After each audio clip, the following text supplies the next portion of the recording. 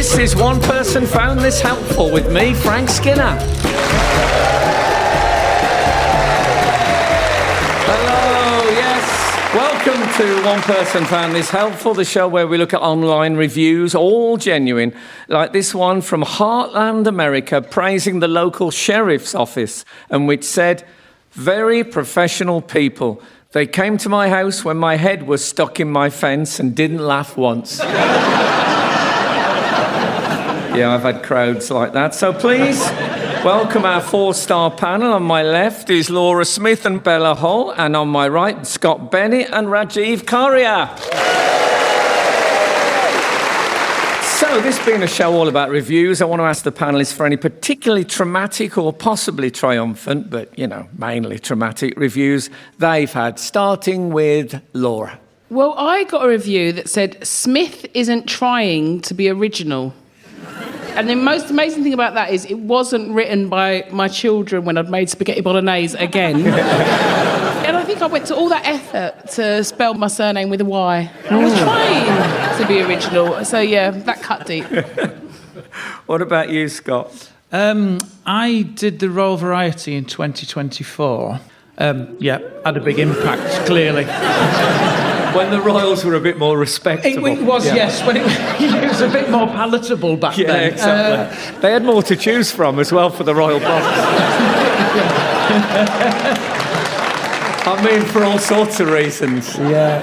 It was the big Royals, actually. It was the King, so it was the good year. But they put clips out now, obviously, on social media and stuff. And so this was a big moment. We've made it.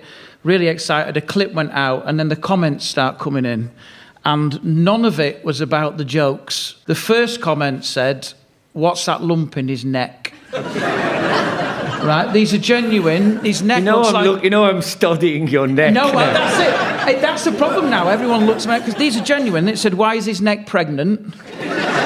It looks like he's got a testicle in his neck. I wish he was as funny as that neck is. This was the best one. My uncle had a lump in his neck like that. He was dead by Christmas. Don't clap it. This is my big moment. I thought, some people go on there to be discovered. I got a diagnosis. So this isn't the end of it. I got emails then I got an email saying, "Dear Scott," again, not congratulations. "I noticed the bulging of your left carotid artery when you were turning your head tonight. Have you had a physical done? I urge you to see a doctor."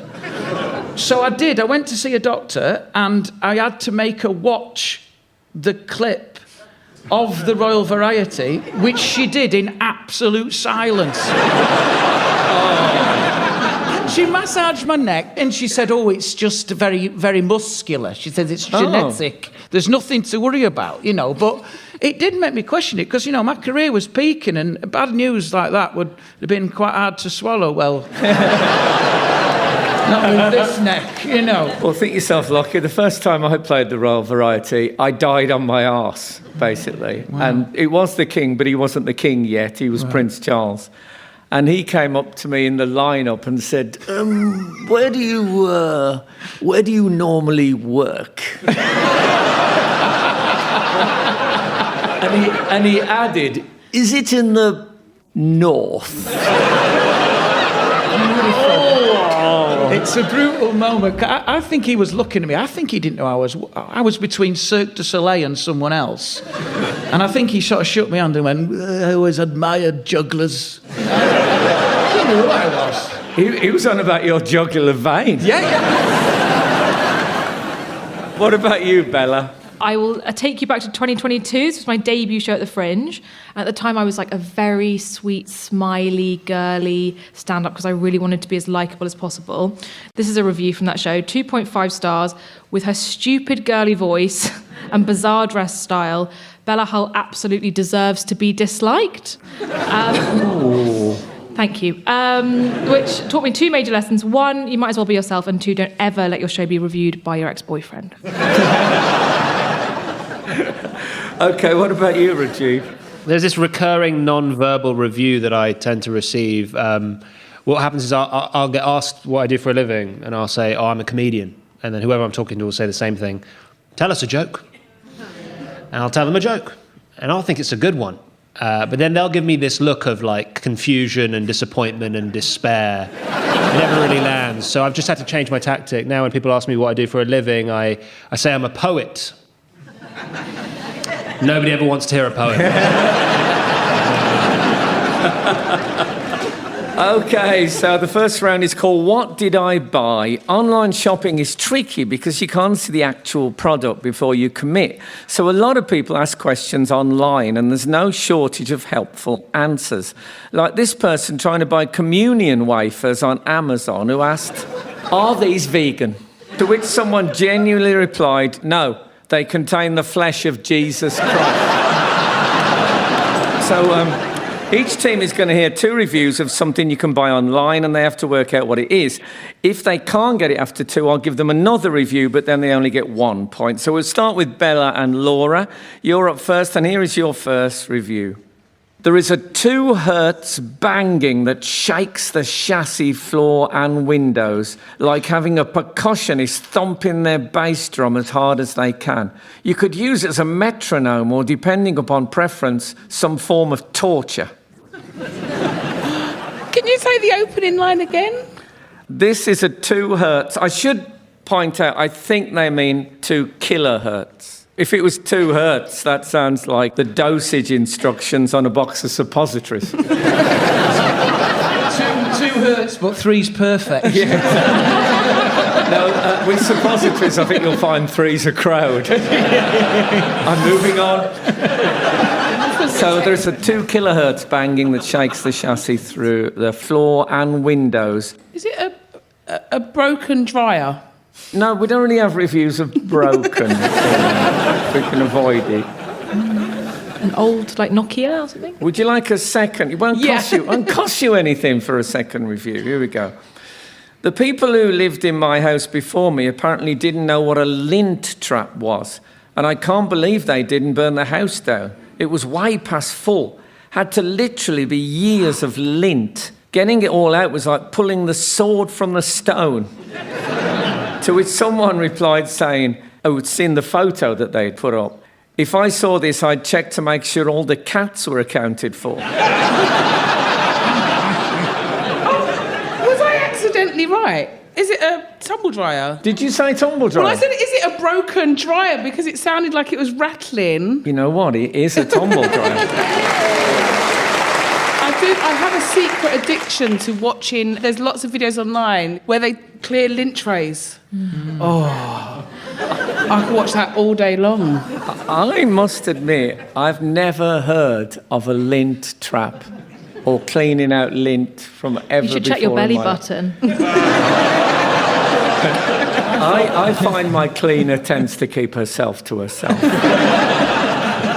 A lint trap's what I get caught in on Christmas Day. If there's Quality Street are gone, I'm caught in a lint nightmare. Oh, of course. Thanks for helping with that. You could see the puzzled look on my face, couldn't you? You've got it, you're right. But can I give you just a few more? Because I like some of these reviews. It's a tumble dryer, as I said, and as you know, they usually come with a washing machine. And I really like this review we found on X. Washing machine and tumble dryer. I wonder if they're friends outside of work. We should say, by the way, I'm told I have to say this, it really is a fire hazard if you don't clean the lint drawer regularly, because it can get very hot, which perhaps explains this review of the Candy CSE 80-kilogram tumble dryer on the Argos website. It cooks my sausages lovely. And apparently 2 people found that helpful. OK, now it's time for Rajiv and Scott to hear your reviews. And this was a comment left on Reddit site concerning those particular things. And it said, "Looking for a birthday gift for my boyfriend. We just got back from being in Australia for a month where he had a blank and loved it." Come on. Come on, we're better than that. I'm hoping to get him a smaller one that I can ship to the US. Note, he has very sensitive ears, so I'm worried about the sound level. Wow. It's not a tumble dryer, can I say that? So what comes from Australia and is loud? A troubled kangaroo? They're not the noisiest animals, are No, they? they're actually A kangaroo with a silent. megaphone. Have you been to Australia? I've never been to Australia. The flight puts me off. Which is always It's the a barrier. people for me. Well, I just think someone would bring a baby on, and then that will be it for days. By the time you get off, it's a toddler. yeah. Is it a baby? Would you like to hear your second review? I mean, I don't remember the first one now. It's been so long ago. Receive the blank in pitiful condition. There are cracks at one end, it's covered in mould, and worst of all, it had a strong odour of urine by the mouthpiece. I doubt it could have a good sound. Obviously, I haven't tried it. I mean, it's clearly some sort of musical instrument, isn't it? I would imagine it's probably the didgeridoo. You're right, it was indeed a didgeridoo, the traditional Australian Aboriginal instrument that makes a loud droning sound. I once got, a busker got quite sniffy with me in Edinburgh because he was playing the didgeridoo, and I said, "Can you do Bohemian Rhapsody?" It was just a joke, but he really took it. Oh. Well, you go up to the didgeridoo guy and you go, "Hey mate, do you know whoa, whoa, whoa."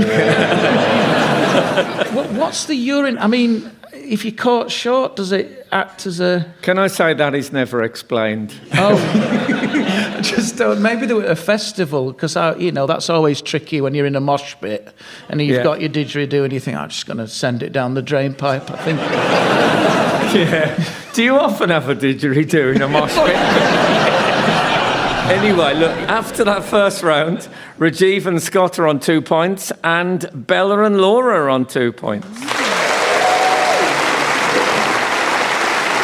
OK, this next round's called Where on Earth Are We? And it's about holidays and adventure. And remember, everywhere can feel exotic, just depends where you're from.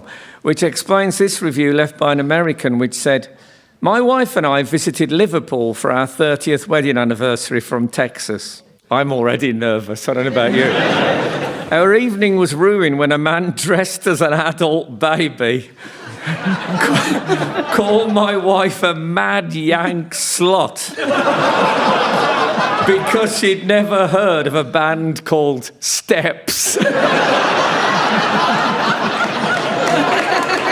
That's what they call an immersive experience, isn't it? So, Bella and Laura, you're going to hear a couple of reviews of a well-known destination. If you don't get it after 2 reviews, you can hear a third one at the cost of a point. So here goes. Review A.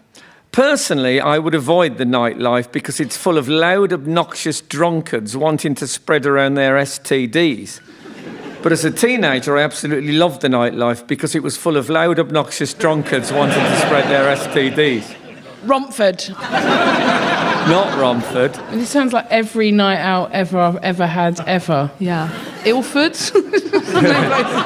Chelmsford. I'll go further out. Southend. Gotta stop you there. There's too many to choose from. I'm going to give you a second clue. What they only have in common is you've been there. That's it. This might narrow it down a little. "I have never seen such an obnoxious and trashy hellhole in my life, and I've been to Bangkok.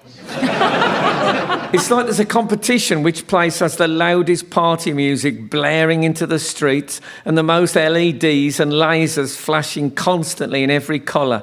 The tourist NPCs that you see walking the streets, rocking their botched lip fillings and fake designer clothes, munching on KFC, make you feel like you're in the next GTA trailer." So that's LEDs, NPCs, KFC and GTA. Do you know where it is, or have you got NFI? I don't know, Shagaloof? Yeah, it's feeling shagaloofy. It's not. It's not Magaluf. Ibiza? Oh. Back in the day. Marbella? Marbella. I'm tempted to give you a clue. Where do you feel about Benidorm? me giving them a clue? I think this is Skegness Caravan Park. I'll give you a clue. We're just good girls, isn't we? We're just good girls. We're just good I girls. will give I'm you not a into clue. that kind of thing. It's in Cyprus. Oh, Ayia Napa. It is Ayia Napa. Oh. Very good. I love it there. Well, look, don't shoot the messenger. OK, let's see if Rajiv and Scott can identify this. This is a leisure activity, I would say. So here's your first review, and it's from someone writing from Stockport. honestly one of the best days out I've had while sweating heavily in a boiler suit shooting blanks. Can I say blanks is... that's because there's a missing word. He's not...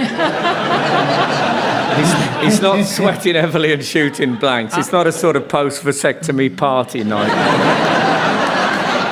I think, having been to Stockport, I think I know what this is. I think it's an all-night viaduct rave. They're big on viaducts in Stockport. Oh, no. You know when they give a place that's not meant to be that glamorous, so like a fun nickname like Costa del... whatever, Costa del... You know what the one they have for Stockport is? What is it? Stock Portugal. It's a leisure activity. Sounds a bit Laser Questy to me. Yeah. Well, stick around. Here's the second. This might tighten your focus. The blanks were brilliant. They didn't just stumble around. They actively interacted with us, luring people into traps before chasing them down. The standout blanks for us were the one in the Pennywise mask, the one in the full red suit, and the one wielding the pickaxe. They really made it fun.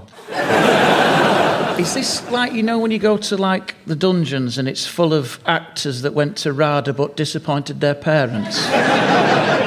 And they're sort of trying to scare you for minimum wage. I think it might be one of those sort of places. It's somewhere you might encounter a pickaxe-wielding psycho. And remember, we've already had Iron Napa. Okay, we're in some sort of Halloween haunted house. Haunted paintball. There's one word I really need. It sounds a bit escape roomy, doesn't it? It's escape roomy, but there's a word. Who is in there? Oh, look, the other team, I gave a clue. Not everyone involved in this experience is alive. Sorry, I'm not on about tonight. I'm on about this. Yeah, I've just seen someone die in the audience, and that's me subtly breaking it to the security. This is like some existential nightmare. I can't get down here.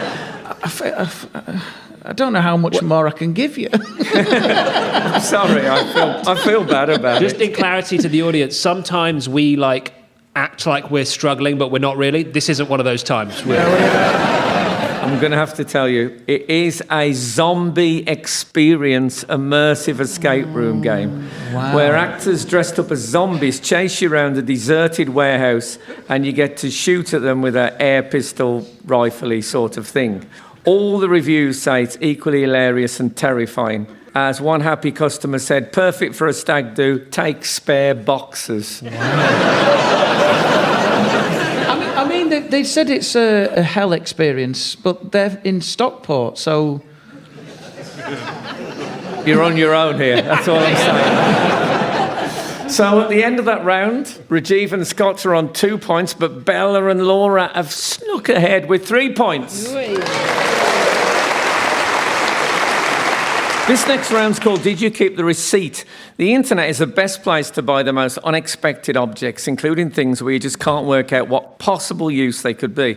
Like on this website, which sells, amongst other things, fake food, PVC, artificial meatballs.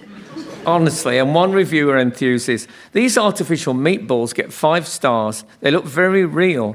We've incorporated them into a game for family gatherings. Someone else said, looks great, very realistic, not as tasty as I had hoped. My favourite, I think this was not deliberate, a genuine notice on the website from the supplier that said, artificial meatballs, sorry, we don't know when these will be back in stock. So, teams, I want you to tell me the most extraordinary thing you've seen on sale, and I want reviews as well. If I like it, you'll get more points. So we'll start with Bella. Okay, the product I've picked is the economically named Unbreakable Waterproof Phone Case 2-pack Universal Waterproof Phone Pouch Dry Bag for iPhone 17, 16, 15, 14, 13, 12, 11, Ultra Huawei Pro Max up to 7-inch. It sort of looks like a sort of Orwellian, evil sandwich bag for your phone, and it really fills a hole in the market for anyone who wants to swim in Dubai and also film themselves looking like a twat.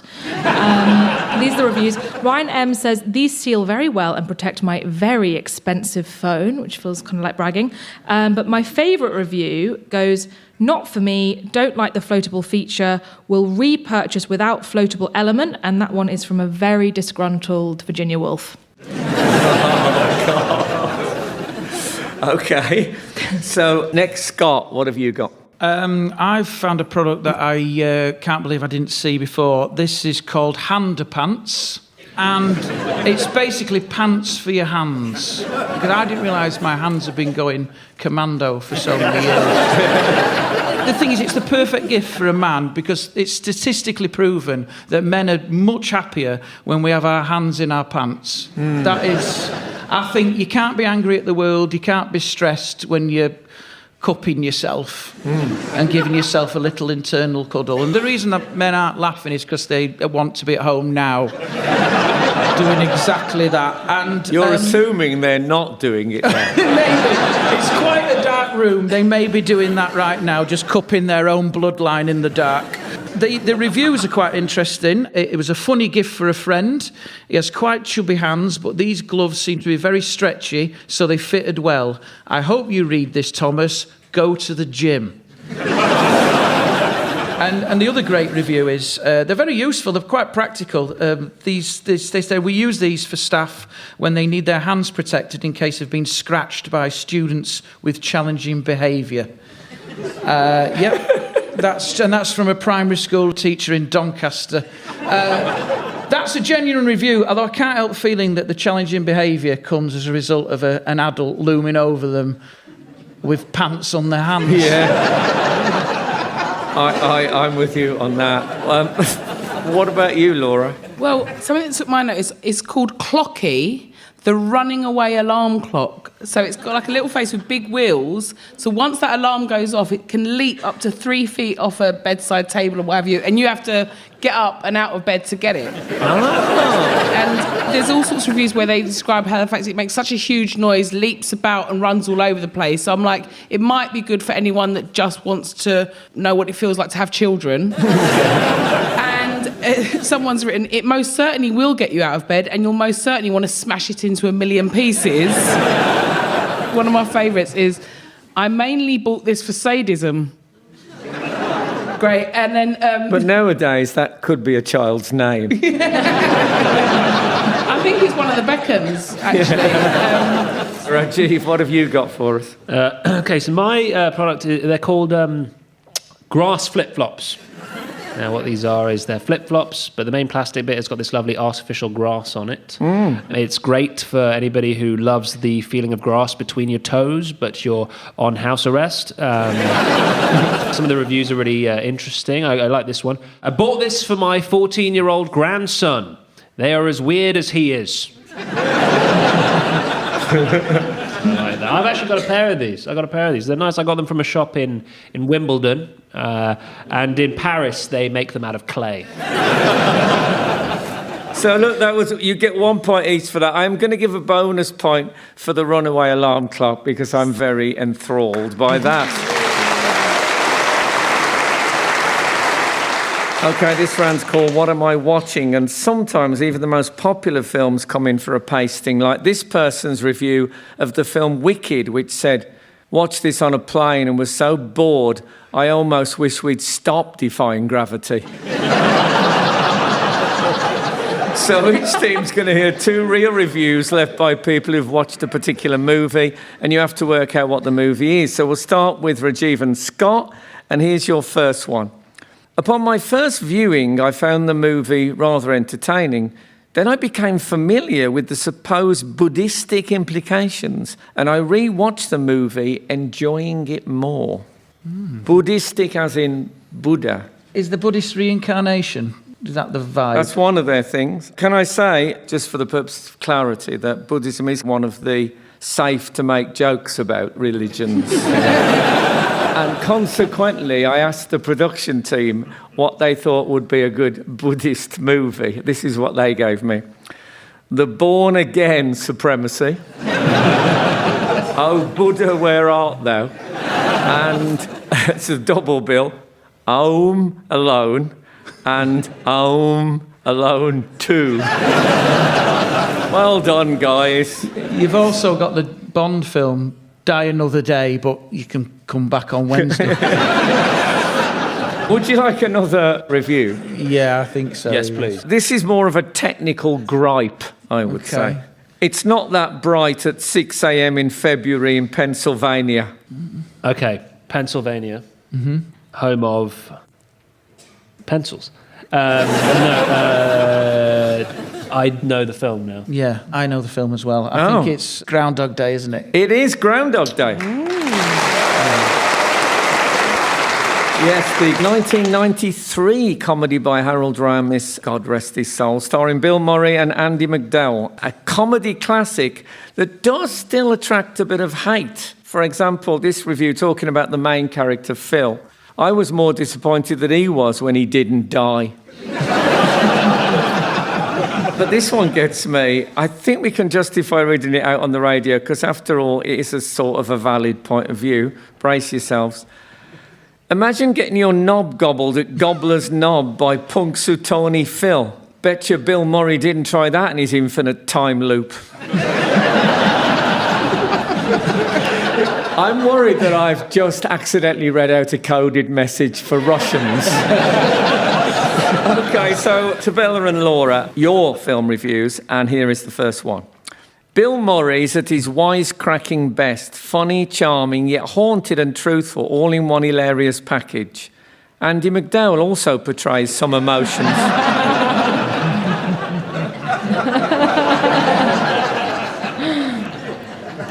Any offers? Are we Groundhog Day in? Yes, of course we are.